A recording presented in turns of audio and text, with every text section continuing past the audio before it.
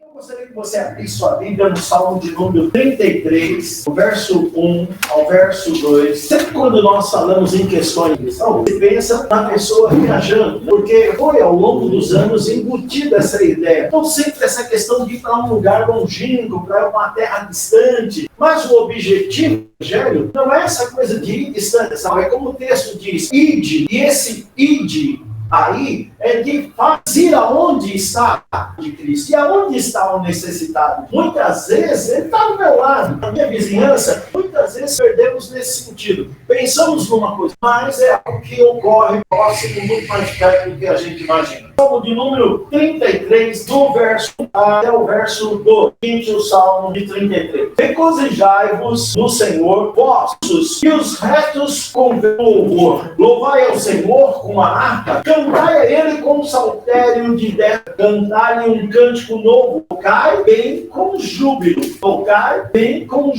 pois a palavra do Senhor é verdadeira, todas elas são fiéis. O Senhor ama a retidão e a sua justiça, a terra está em seu constante amor. Pela palavra do Senhor foram feitos os céus, e todo o exército dele canto de sua boca. Ele ajunta no mar como um montão, e pôs o abismo em seus depósitos. Tema toda a terra ao Senhor, temam os moradores do mundo, pois ele falou e tu fez. Mandou e logo tudo. O Senhor desfaz o com as nações, quebranta os intentos dos povos. O conselho do Senhor, porém, permanece sempre. Os seus intentos do coração, de geração em geração.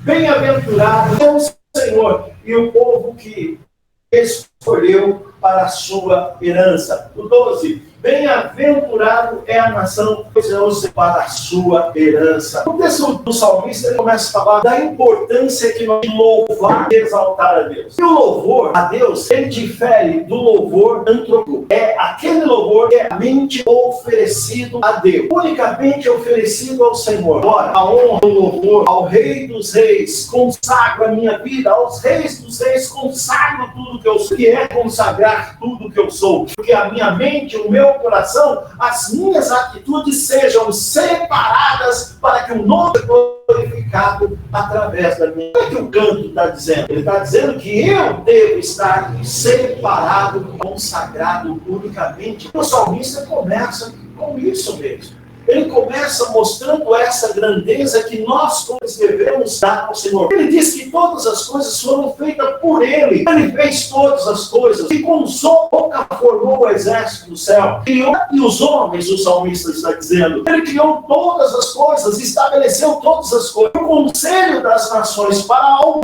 ele desfez. Mas os conselhos dele permanecem para sempre. Não pode validar. Sabe o que isso quer dizer? Ele pensou e projetou. Ele fará. E ninguém pode validar aquilo que o Senhor fez. O salmista vai falando isso. Então, cante, exalte, glorifique ao Senhor. Faça isso tudo muito bem. Por quê? Porque Ele é digno de toda a glória. Temos aqui com o salmista que Deus é digno que nós o louvemos saltando. Por quê? Louvar ao Senhor. Porque assim fomos criados para o seu louvor. Eu louvo a Deus cantando com os meus. Eu louvo a Deus testemunhando dele na minha vida. E eu louvo a Deus dando testemunho de vida. Ou seja, aquilo que ele chamou para viver. Bênção. Entender isso? Imagine que você é uma pessoa cheia de Deus, transbordante do Senhor. Você começa de uma certa forma a emanar a unção, a bênção àqueles que estão aqui. Algo vai acontecer nesse sentido. Esse é o missionário que está cheio de Deus, que está cheio da luz, que aonde ele está, ele vai contagiando as pessoas. Por favor, 1 Coríntios capítulo 3, verso 9. Então entenda, é o meu bairro para Jesus, meu vizinho, a minha cidade para Jesus, amigos para Jesus. O que devo eu fazer para que eles conheçam o Senhor? Quem lê para mim aí? Porque nós somos cooperadores de Deus, pois lavoura e edifício. Então veja, nós somos cooperadores. É aquele trabalhando com Deus em alguma coisa. Bom, vamos entender. Se vocês de Deus, como o texto está dizendo, quem semeou a vida foi Deus. Você está vivo porque Ele determinou que você estivesse vivo. E as situações que você viveu, seja essas situações que te levaram à beira da morte, não te levou à morte porque Ele não tinha determinado para que você naquele momento. Ele tem um tempo para você nessa terra. Você é a lavoura de Deus. Vamos pensar, o que Ele anda na sua vida, além da vida, além do fôlego de vida, o que Ele semeia? Aquilo que Jesus mostrou todo o seu ministério, a verdade dele, o reino dele, para que nós possamos caminhar aquilo que Ele tem. Olha a importância disso. Em que consiste a sua vida? Levantar de manhã, ir para o trabalho, voltar para casa, tomar um banho, descansar para uma nova etapa amanhã, e assim passa a semana e vamos curtir a vida, porque essa é a vida? Não. Algo tem na sua vida mais. E é isso que é importante entender, porque a sua vida não consiste no levantar manhã e no deitar à noite. A tua consiste, ela existe, ela deve ser focada naquilo que Deus tem e quer para a sua vida. O Senhor tem e quer para você. Não é aquilo que você quer. Aquilo que Deus quer para mim não é o que eu quero. Se aqui automaticamente eu estou em harmonia com a vontade da minha vida. Bom, gente, se eu estou em desarmonia com Deus, qual é a possibilidade da minha vida dar certo? Nenhuma, porque eu estou em desarmonia. Vida que você vive algumas coisas unicamente por permissão. Por exemplo, ele não é aquilo, mas ele vai permitir a sua vida. E essa permissão é conhecida como vontade permissiva de Deus. A vontade permissiva é aquilo que ele está deixando você fazer. Qual a finalidade disso? Porque ele deixa, então, é o que aconteceu com o apóstolo Paulo. Conhecedor da verdade, porém não conseguia entender com clareza a ponto de mudar a sua vida. Mas Deus permitiu ele muita coisa.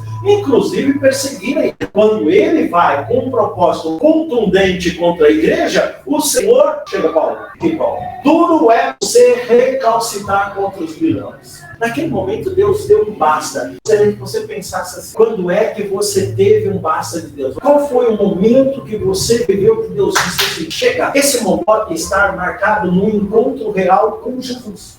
E mudou. Olha agora a resposta. Quando é que a tua vida mudou? Quando é que a tua vida, um novo rumo no sentido a Deus. Como é importante entender isso daí? Então, dentro disso, nós vimos lá que esperamos com Deus, porque tivemos uma mudança, tivemos uma transformação, e Ele está dizendo para fazer algo. Mas eu não vou fazer. Então Ele permite algumas coisas, mas Ele vai chegar no momento que Ele vai requerer de mim posição, que Ele vai requerer de mim, chega, acabou, agora você vai ter que caminhar assim ou assim. Como que nós vamos alcançar? Se eu sou indiferente, e eu não cumprimento, eu não falo nada, como que eu vou alcançar essa pessoa? Eu sou introspectivo, eu não me relacionar com as pessoas. Ainda que eu dê um bom testemunho, as pessoas ouviram alguma coisa, mas eu não posso conversar com ninguém, eu sou fechado. Percebe? Eu preciso entender que Deus, que semeou no meu coração, eu tenho a habilidade de dar testemunho para quem eu conheço. Uma pessoa que não é crente, não é crente. A Guta não é crente, não é cristã. Alguma obrigação com a Guta? Sim ou não? Sim. Não é uma obrigação. A Guta tem alguma obrigação? Olha só, eu tenho uma obrigação com a Guta e não posso exigir da Guta aquilo que ela não comigo, mas eu tenho para com ela. Então eu tenho que quebrar de fato toda essa coisa. Não me toque, eu sou santo demais para você falar comigo. Não toque em mim porque você vai me contaminar. Eu preciso falar de Jesus. E para falar de Jesus, preciso ter um bom, não é ser legal. De fato é fazer a diferença, e isso tudo com simplicidade, isso tudo com humildade. Porque se eu for arrogante e soberbo, o testemunho é péssimo. Então, o que Deus quer é que as pessoas se arrependam. Para elas se arrependerem, ela tem que ver de fato o meu testemunho. 1 Timóteo 2, do verso 1 ao 4. Admoestar, pois, antes de tudo, que se façam petições, orações, intercessões e ações de graças por todos os homens, por todos os que estão em eminência, para que tenham uma vida quieta e regada, em toda a piedade e honestidade, porque isto é bom e agradável diante de Deus, nosso Senhor e Salvador. Que todos os homens se salvem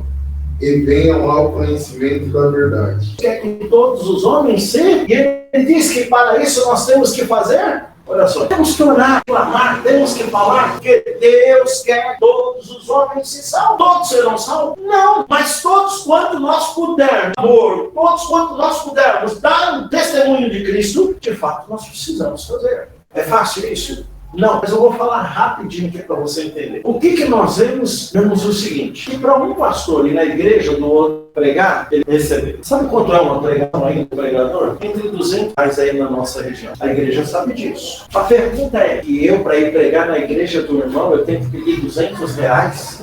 Totalmente errado.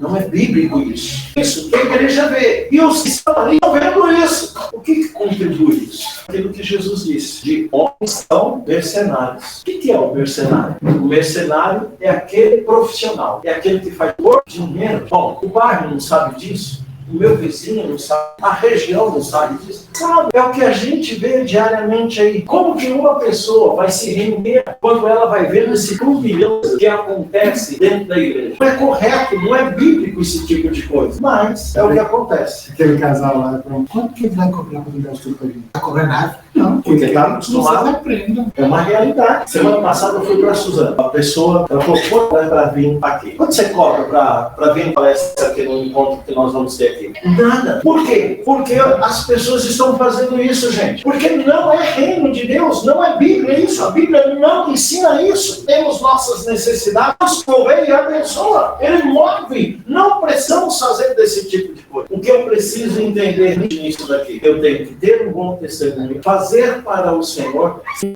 de receber nada, unicamente, gente, anunciar o Evangelho, dar um bom testemunho, para que as pessoas possam dar crédito daquilo que nós falamos. Quem você pensasse errado, olha lá, quem poderia estar sentado nessa cadeira do teu lado que você poderia trabalhar, evangelizar? Quem? Por que eu não tenho feito?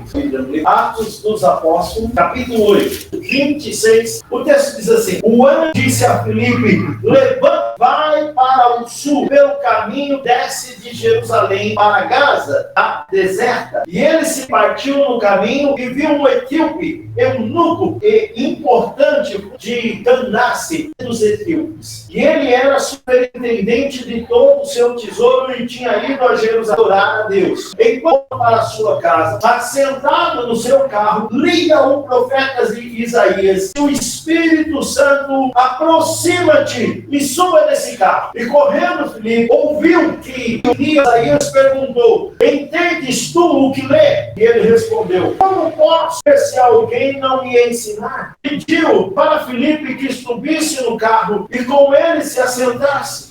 As escrituras que lia, ele foi levado como ovelha para o matadouro. E como está mudo, como está mudo o cordeiro diante do, assim não abriu a sua boca. E na sua humilhação pegaram injustiça, contará a sua geração. Pois a sua vida é tirada. Respondeu o eunuco a Filipe: disse, peço-te que me digas quem é o profeta que se refere. Ele disse: si mesmo algum outro. Então Filipe, abrindo a boca, começando nesta, anunciou-lhe Jesus. No caminho, chegaram a um lugar onde havia água, e o eunuco perguntou: aqui há água? O que eu seja batizado? Respondeu Filipe: tudo pode ser de todo o teu coração. Eu creio que Jesus Cristo é o Filho de Deus. Mandou parar e desceu ambos a água como o eunuco, e foi e o batizou. E quando saíram da água, o Espírito do Senhor arrebatou Filipe, Cristo mais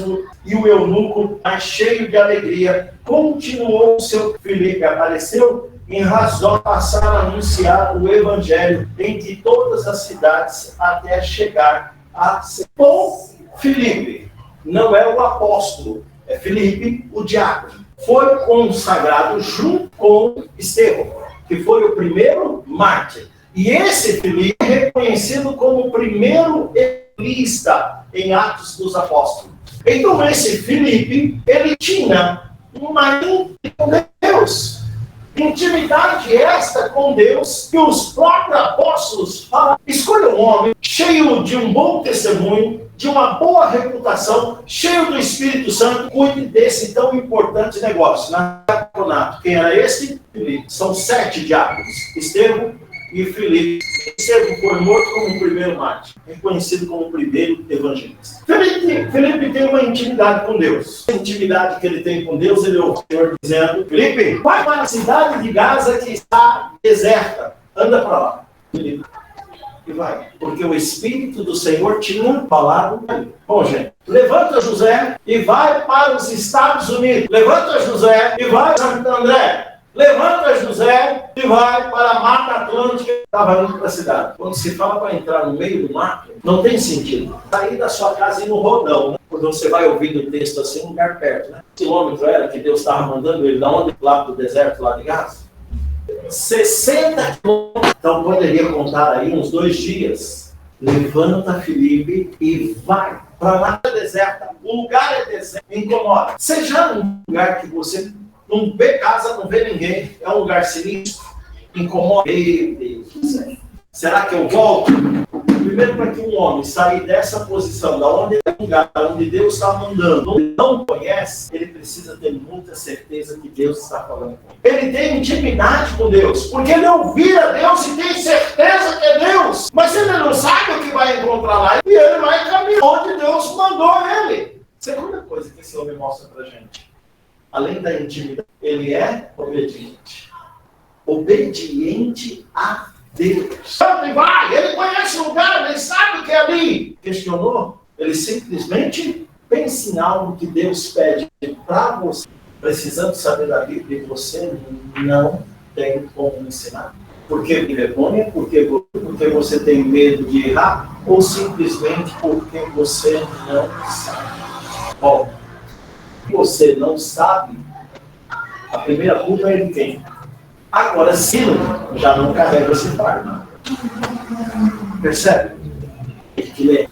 Não tem quem ensina. Que era lido um livro, e nesse livro que era lido lá das Escrituras, estava a reunião de morte. Ele estava lendo o profeta Isaías, que foi lido na sinagoga. Ele ouviu o texto e não entendeu nada. Muitas vezes você sempre vai embora sem entender nada. A primeira coisa é porque não foi explicado nada, porque não mostraram nada, ou porque o desenteísmo. O que aconteceu? A mensagem não falou nada com nada, mas acontece que o eunuco, ele saiu de lá incomodado lendo Isaías. A pergunta de Filipe é simples: entende que lê? Não quero. Não tem quem me ensine. Não tem quem me explique. Eu queria saber.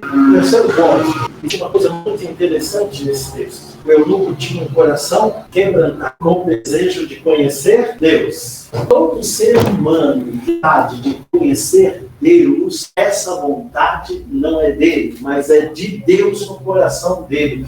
Todo desejo de se relacionar com Deus, na sinceridade, Deus vai mover os céus para que essa pessoa a conhecer, ele deseja conhecer. Deus tirou um homem 60 quilômetros por causa desse que tinha um coração sincero para com Deus. Os homens não contemplaram. Vamos pensar? Ele não era. Ele era africano e também não era linhagem judaica. Se entregou ao judaísmo e tem um coração sincero para conhecer a vida com Deus. Ele quer chegar a Deus. Ele quer ter intimidade com Deus. E Deus conhece o seu coração. Filipe vai lá.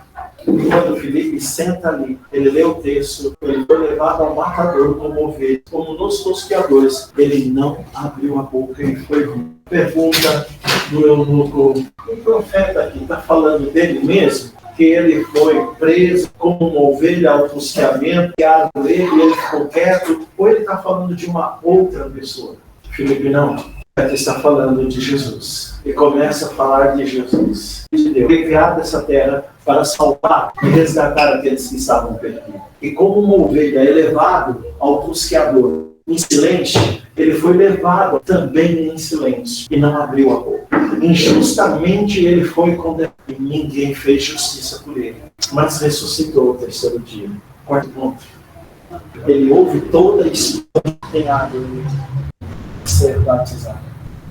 O que me impede, Felipe diz, se você crê, você pode ser. Rápido a resposta dele, sim, eu creio em Jesus Cristo como meu Senhor e meu Salvador.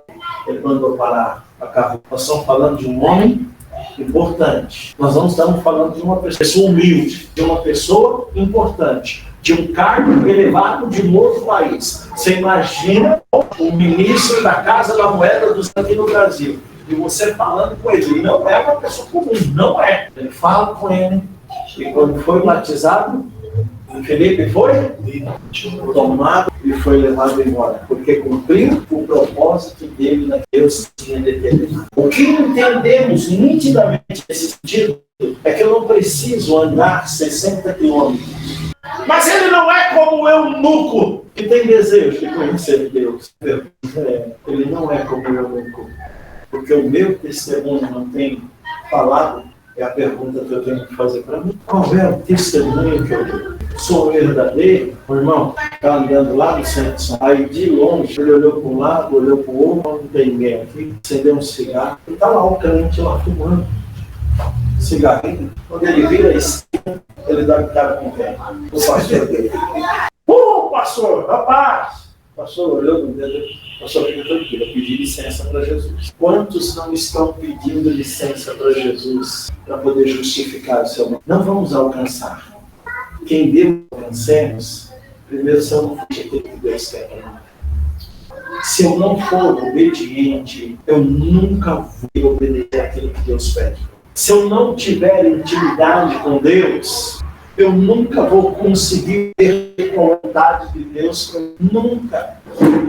Nunca. Eu estou na igreja todos os dias, mas se não tem intimidade, eu não saberei o que Ele quer. E se souber o que Ele quer, não tiver o coração obediente, não vou conseguir aquilo que Ele quer. Hoje mesmo, e arrumar a igreja aqui. O Levi chegou para pegar a moto e falou: pai, você me empresta a moto para mim? Eu falei: eu vou precisar 5 horas, 5h15 no máximo, aí 5h30. Não, tranquilo, pai. Deus abençoe. Virei aqui, vim aqui.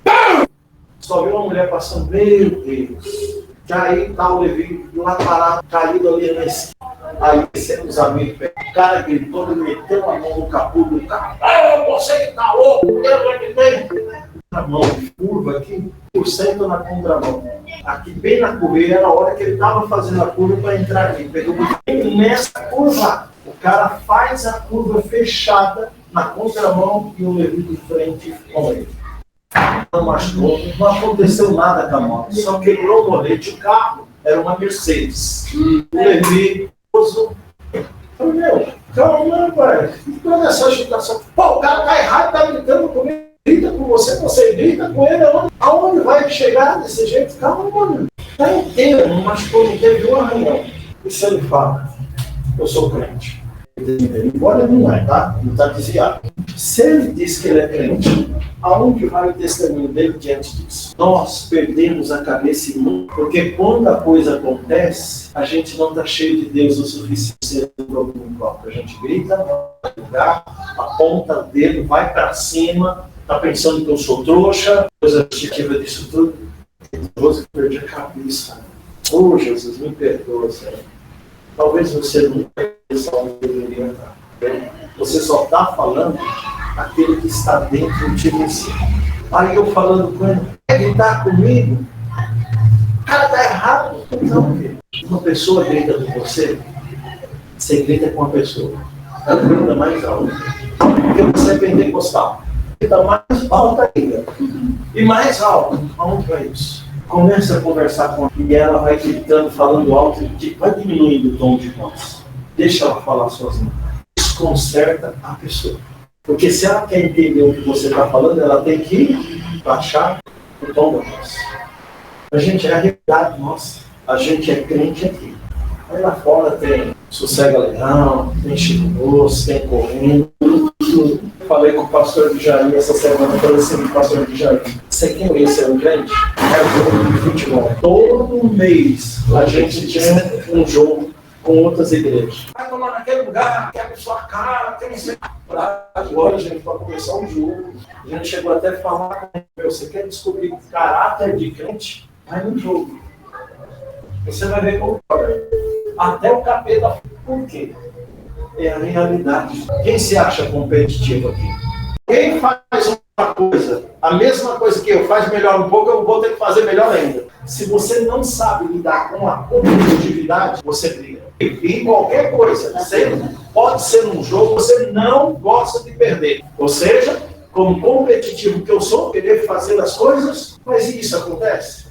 Não, porque sempre tem alguém que é melhor. Como cristão, gente, na competitividade nós damos mau testemunho. Então é importante entender aquilo que Filipe fez, era frutificar diante daquilo que Deus tinha para a vida dele. Bom, gente, última dica. O eunuco, ele podia gerar fruto? Maioria, eles eram potentes sexualmente, eles não podiam gerar fruto, não podiam ter filho. Tinha eunuco que se fazia eunuco e tinha que era normal. Eunucos que trabalhavam com as mulheres do rei eram impotentes sexualmente. Até casado era, mas alguns não. O eunuco, ele não pode produzir filhos. Aos olhos de Deus, isso é uma maldição. Fazendo uma analogia nesse sentido com o eunuco, todos que estão no reino espiritual e não produzem vida. Que aos olhos do Senhor Deus não tem fruto, não tem fruto de testemunho, não tem fruto de ganhar visto, porque não tem um relacionamento com Deus. A pergunta, o que fazer? Quando eu caí e enxerguei, não sou obediente, não tenho a intimidade que eu deveria ter com Deus, não frutifico. O que é mediante isso? Qual é a mensagem central do reino de Deus? Vendei-vos, chegado a vós, o que não é reino de Deus. É aquela mensagem, vem para Cristo porque ele não pregou a burla. O que ele pregou foi arrependimento. Se eu não me arrependo, eu não vou conseguir a vida que Deus tem para mim. Deus, eu vou à igreja, estou ali, aquilo tudo, mas eu não tenho uma mudança de vida. Coríntios diz, aquele que se entregou tem uma nova vida. As coisas velhas, eis que tudo se fizeram novo. Porque está novo na minha vida. Podemos estar seguindo para ganhar o meu vizinho. Eu preciso estar testemunhando, ter vida com Deus. Eu preciso ter temor de Deus, saber o que Deus quer de mim, permanecer nesse propósito. Então, eu vou alcançar. Ganhar o seu reino. Porque ele não tem prazer em ninguém perecer. Mas se há arrepender os pecados. E para que isso possa acontecer na minha vida, tenho eu que arrepender. Não estar dentro daquilo que para com a minha vida. Ou seja, sou frustrado porque não aceito a vontade para mim. A igreja não cresce o que eu deveria fazer para a igreja crescer. A igreja só cresce de frutificar a volta de onde eu estou. Então, aonde eu estou, eu vou ser zelo, eu vou ser um saleiro, porque eu estou frutificando. A igreja cresce. Posso nos perdoar por não estar fazendo aquilo que deveríamos fazer. Pense nisso, porque é em cima disso que nós vamos orar.